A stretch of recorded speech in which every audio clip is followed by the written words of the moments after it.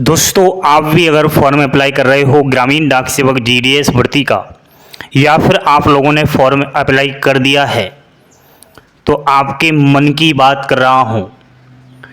अभिषेक classes हमेशा कभी भी इंफॉर्मेशन देता है तो वो प्रैक्टिकली विद्यार्थियों से, युवक और युवतियों से जानकर ही आप तक पहुंचाने की कोशिश करता है। बहुत सारे आपके ही छोटे बड़े भाई बहनों का कहना है कि सर हमारी ज़िंदगी बर्बाद कर दी है, सर हमने पिछली भर्तियों में फॉर्म डाला था, अभी तक जॉइनिंग लेटर नहीं आया, ट्रेनिंग के लिए नहीं बुलाया है, डॉक्यूमेंट वेरिफिकेशन के लिए बुलाया नहीं है, मेरिट लिस्ट में नाम आ गया उसके बावजूद भी। ऐसा क्यों? आपके साथ भी ऐसा हो सकता है दोस्तों। अगर आपने फॉर्म भरते समय कुछ गलतियां कर दी तो कौन सी वो गलतियां हैं, ज़रा बोर्ड पर ध्यान दीजिए। सभी बच्चे लाइक का बटन दबाएंगे, चैनल पर पहली बार विजिट कर रहे हैं तो चैनल को सब्सक्राइब अवश्य करेंगे। दोस्तों, इंडिया पोस्ट ऑफिस ग्रामीण डाक सेवक जीडीएस भर्ती शेड्यूल जुलाई 2024 44,228 वाली भर्ती की बात कर रहा हूं। फॉर्म भरने वाले सभी अभ्यर्थी ध्यान दीजिए, यह भर्ती ऑल इंडिया सेंट्रल लेवल से आती है। टोटल 23 सर्किलों से आती है।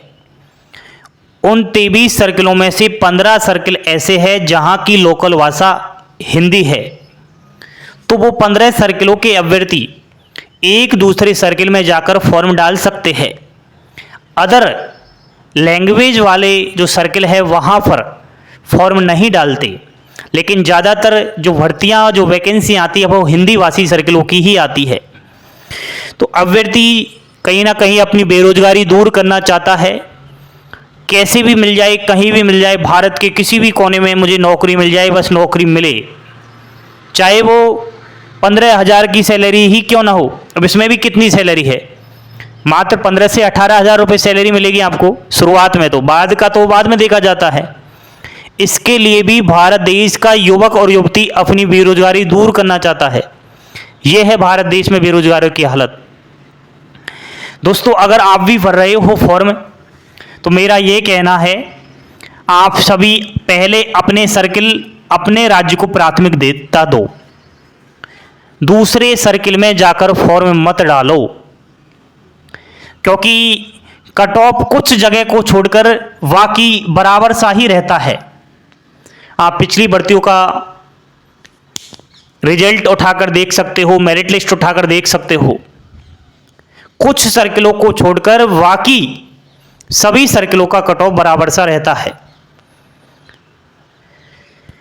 लेकिन डिविजन्स वाइज ये कट ऑफ आपका अलग अलग रहता है। जैसे कि आपने फॉर्म अप्लाई किया है, मान लिया जाए बिहार सर्किल से, समझना थोड़ा मेरी बात। बिहार में आपने अलग अलग डिवीजन से फॉर्म अप्लाई किया है। अब बिहार में दोस्तों यहां पर एक तो 70% वालों का सिलेक्शन हो जाएगा और यहां पर 95% वाले का भी सिलेक्शन हो जाएगा, 85% वाले का भी सिलेक्शन हो जाएगा और 90% वाले का भी सिलेक्शन हो जाएगा। मेरा कहने का मतलब यह है कि डिवीजन वाइज आपकी ये कट ऑफ अलग अलग निकलता है। इस तरीके से आप अपने राज्य को प्राथमिकता देते हुए अपने ही राज्य में एक ऐसा डिवीजन छांटो जहां से पिछली भर्ती में कट ऑफ कम गया है। मैंने शानदार आपको जानकारी दे रखी है कागज पर कि डिविजन्स में पोस्ट प्रेफरेंस देते समय हमें कौन सी सावधानियां बरतनी चाहिए, लेकिन आप लोग स्मार्ट बन रहे हो। बाद में पता चलेगा, बच्चों के कॉल आ रहे हैं, कह रहे हैं सर हमारा जॉइनिंग नहीं हुआ। थोड़ा बोर्ड पर ध्यान दीजिए आप। पिछली भर्ती आई थी ना 2023 में, schedule first, schedule second, special drive, बच्चों का मेरिट लिस्ट में नाम आ गया, फर्स्ट डॉक्यूमेंट वेरिफिकेशन हो गया, सेकंड डॉक्यूमेंट वेरिफिकेशन हो गया, सब कुछ होकर के उनको बाकायदा लेटर भी दिया है सक्सेसफुली का। ठीक है, आप जाइए, आपका डॉक्यूमेंट वेरिफिकेशन सक्सेसफुली हो चुका है, आपको कॉल करके बुला लिया जाएगा। आज तक कॉल नहीं आया है, सपने में भी कॉल नहीं आ रहा है उन अभ्यर्थियों का जिनका सिलेक्शन 2023 में हुआ है। क्या बात करते हो यार। अभी तक जॉइनिंग नहीं आया, ना लेटर के लिए कॉल आया है। कारण क्या है ऐसा? इतने दिन हो गए, क्यों नहीं आ रहा जॉइनिंग लेटर? क्या आपके मन में ये सवाल नहीं उभरता? मुझे पता है नहीं उभरेगा, क्योंकि आप चाहते हो कट ऑफ के ऊपर वीडियो बनवाना। सर 70% वालों का कहां से हो जाएगा, सर 60% वालों का कहां से हो जाएगा। अरे मेरे दोस्त, आपका 70% पर सिलेक्शन तो मैं दिलवा दूंगा, लेकिन इसकी क्या गारंटी है कि आपको जॉइनिंग लेटर दे दिया जाए? इसकी क्या गारंटी है कि आपको ट्रेनिंग के लिए बुला लिया जाए? मेरिट लिस्ट में तो हजारों अभ्यर्थियों के नाम आते हैं। क्या उन हजारों को ही नौकरी मिल जाती है? नहीं मिलती। आपको अंदर जाना पड़ेगा। ये अंदर हमने जाकर देखा है कि कहां क्या चल रहा है। यकीन मानो, मैं आपके ही मन की बात कर रहा हूं, क्योंकि जब एक भी बच्चा मुझे अपने रोकर दर्द बताता है ना, तो बड़ा दर्द होता है। बच्चों ने फोन करके मुझे कहा है कारण क्या हुआ जॉइनिंग लेटर और ट्रेनिंग लेटर नहीं आने का।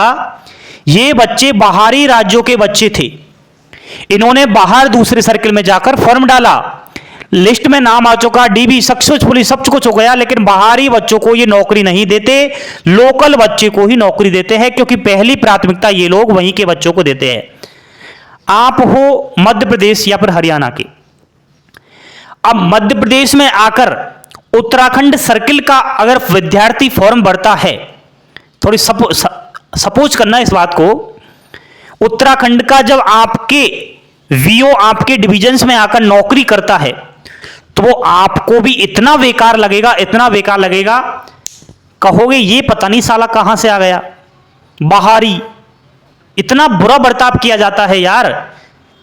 जिस तरह भारत देश में अंग्रेजों के खिलाफ भारत के लोगों ने किया था ना, उसी तरह इस भर्ती में बाहरी राज्यों के खिलाफ वहां के लोकल बच्चों के द्वारा और वहां के अधिकारियों के द्वारा किया जा रहा है शोषण। दोस्तों, प्राथमिकता ये लोग वहीं के बच्चों को देते हैं, और बच्चों से बोला जा रहा है भाई जिसका डॉक्यूमेंट वेरिफिकेशन हो चुका, ये वहां संपर्क कर रहे हैं।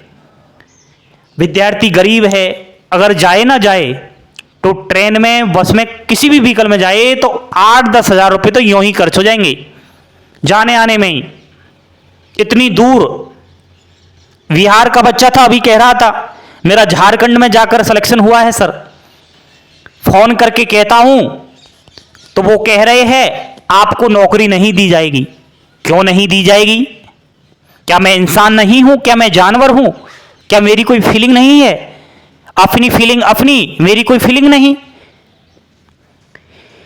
क्योंकि आपका एबीपीएम और डाक सेवक के पद पर सिलेक्शन हुआ है, और एबीपीएम के पद पर नौकरी नहीं मिलेगी, आपको दोबारा फॉर्म डालना पड़ेगा, ये भर्ती जो आई है इसमें, और बीपीएम की नौकरी लेनी पड़ेगी। क्या बात कर रहे हो यार। जब आपको यही करना था कि बाहरी राज्यों के बच्चों का अगर बाहर एबीपीएम के पद पर सिलेक्शन हो जाता है तो उनको नौकरी ही नहीं देनी थी, आपको बीपीएम की ही नौकरी देनी थी, तो फिर फॉर्म क्यों भरवाया? 2 बार डॉक्यूमेंट वेरिफिकेशन के लिए क्यों बुलाया? और एबीपीएम के और डाक सेवक के पद पर मेरिट लिस्ट में नाम ही क्यों दिया? अगर नाम ही आप नहीं देते तो फिर बेचारा इतना पैसा खर्च करके वो क्यों अपना डॉक्यूमेंट वेरिफिकेशन करवाने जाता? जिसकी उंगली कटती है ना, दर्द उसी को होता है। आप लोग नहीं समझ पाओगे। उन बच्चों से जाकर पूछो जिनका पिछली भर्तियों में सिलेक्शन हो चुका है और जॉइनिंग लेटर नहीं दिया है, और कह रहे हैं नहीं दिया जाएगा। जो करना है कर लो, क्या करोगे? कुछ नहीं कर सकते। ये वैसी भर्ती अर्ध सरकारी है। आप तो नए फ्रेशर अभ्यर्थी हो, वहां तो जो ऑलरेडी कर्मचारी है उनका ही शोषण किया जा रहा है यार। अभी तो आप तो अंदर प्रवेश भी नहीं किया है, आपने तो अभी। डीबी में भी ये लोग परेशान कर रहे थे। आपको पता होगा डॉक्यूमेंट वेरिफिकेशन में कौन कौन से डॉक्यूमेंट्स लगते हैं।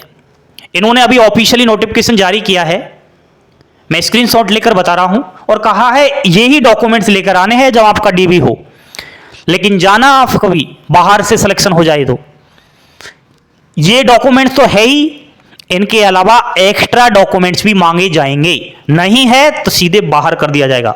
कुछ नहीं सुनेगा कि सर आपने officially notification department of post ने ये निकाला, मां नोटिफिकेशन कोई देखता ही नहीं है, और बोलेगा कंप्यूटर सर्टिफिकेट लाना, नहीं है तो बाहर। विद्यार्थी कहता है सर कंप्यूटर सर्टिफिकेट की आवश्यकता क्यों पड़ गई?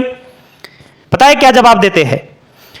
आपका सिलेक्शन तो बीपीएम के पद पर हुआ है, लेकिन आपको भविष्य में बीपीएम का काम भी करना पड़ सकता है, तो आपको कंप्यूटर चलाना आना चाहिए। ये बात तो अंडरटेकिंग में भी दे रखी है, लेकिन कोई कंप्यूटर प्रमाण पत्र की आवश्यकता तो ऐसे है नहीं। होती तो ये डॉक्यूमेंट वेरिफिकेशन में उनको मंगवा लेते, एक्स्ट्रा और भी डॉक्यूमेंट्स मांगते हैं। समझ रहे हो मेरी बात आप लोग? अगर आपका सिलेक्शन अपने ही राज्य में हो जाता, चुटकियों में नौकरी मिल जाती, चुटकियों में आपको। इस तरीके से कौन परेशान करता? अब तक तो सैलरी उठा लिए होते आप, साल भर हो गया, 12 महीने में आप 15,000 रुपए से लगाओ, कितने रुपए हो जाते हैं? 1.5 लाख से ऊपर रुपए होते हैं। समझ रहे हो मेरी बात? फॉर्म डाला, पैसा खर्च हुआ है, डॉक्यूमेंट वेरिफिकेशन करवाने गए, खर्चा ही खर्चा हुआ, समय बर्बाद हो गया, लास्ट में क्या मिला? बाबा जी का ठुल्लू, कुछ नहीं दिया गया, और लास्ट में कह दिया नहीं मिलेगी नौकरी। ये हुआ है बच्चों के साथ। इसलिए मैं पहले ही आपको ये चेतावनी के माध्यम से समझाना चाहूंगा, प्यारे युवक और युवतियों, आप अपने ही जगह पर रहकर, अपने घर के पास रहकर, अपने ही राज्य का लुत्फ उठाओ, जहां आपकी संस्कृति है वहीं उस चीज को आप फॉलो करो। बाहरी राज्यों के अभ्यर्थियों को कहीं ना कहीं इस तरीके से प्रॉब्लम्स आ रही है। नॉर्थ ईस्ट में तो बाहरी राज्यों का मामला ही खत्म कर दिया है। अरुणाचल प्रदेश सर्टिफिकेट मांग रहे हैं, मणिपुर सर्टिफिकेट मांग रहे हैं, मेघालय, मिजोरम, कहां से लाओगे यार? पिछली भर्तियों में इतना परेशान किया बच्चों को, इतना परेशान किया गया, क्योंकि वो बाहरी राज्य के थे, लोकल बच्चों को नहीं किया जाता। तो मेरे ख्याल से आप थोड़ा समझ गए होंगे मैं क्या कहना चाह रहा था।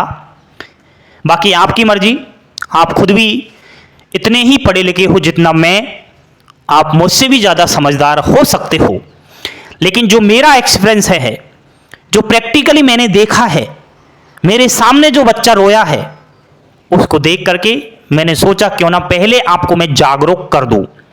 आपकी क्या राय है इस चीज़ को लेकर? प्लीज़ कमेंट बॉक्स में मैसेज छोड़े, और सभी से हाथ जोड़कर निवेदन है कि इस वीडियो को शेयर कर दो। ठीक है, बने रहे अभिषेक क्लासेस के यूट्यूब चैनल के साथ। मस्त रहो, खुश रहो, और जिंदगी में एक दिन नौकरी अवश्य मिलेगी। थैंक यू, धन्यवाद। जय हिंद, जय भारत।